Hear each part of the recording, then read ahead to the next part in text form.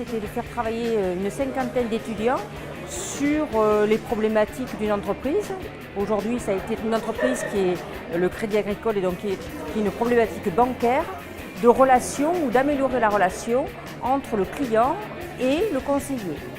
Donc nos étudiants issus de toutes les filières d'Aix-Marseille Université, du L1 au doctorat, se sont penchés pendant 4 jours d'affilée sur cette problématique en after-class.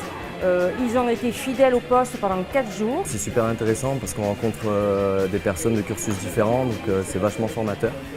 Et ça nous apprend à essayer d'ordonner nos idées, d'être créatif. C'est vrai que c'est quelque chose dont on a besoin un peu tous les jours et qu'on ne met pas assez en application.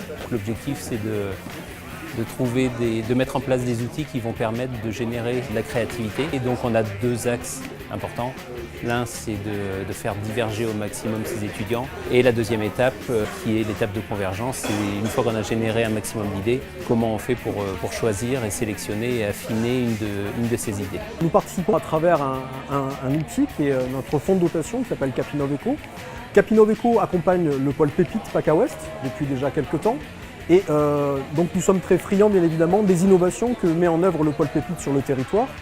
Nous avons été séduits, comme je l'ai dit, en fait, par la possibilité pour nous d'avoir véritablement de nouvelles solutions à des problématiques concrètes en interne grâce à la manifestation de ce jour Les Idées Tricheurs.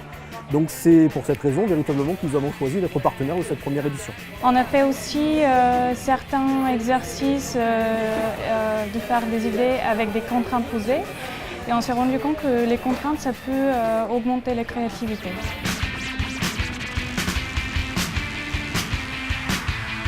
Donc nous, ce que ça nous a apporté, c'est l'ouverture aux autres, travailler en équipe et sortir de son cadre de confort et voir qu'on se fixe des limites et qu'il n'y a pas de raison de se les fixer.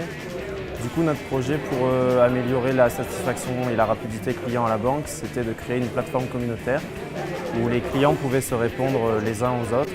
Donc ça a été une expérience qui a été très enrichissante, ça nous a permis de sortir de notre zone de confort. Nous, on a présenté une carte bleue qui serait intelligente. En fait, ça consisterait à avoir une carte bleue qui serait connectée afin d'être en contact permanent avec le banquier.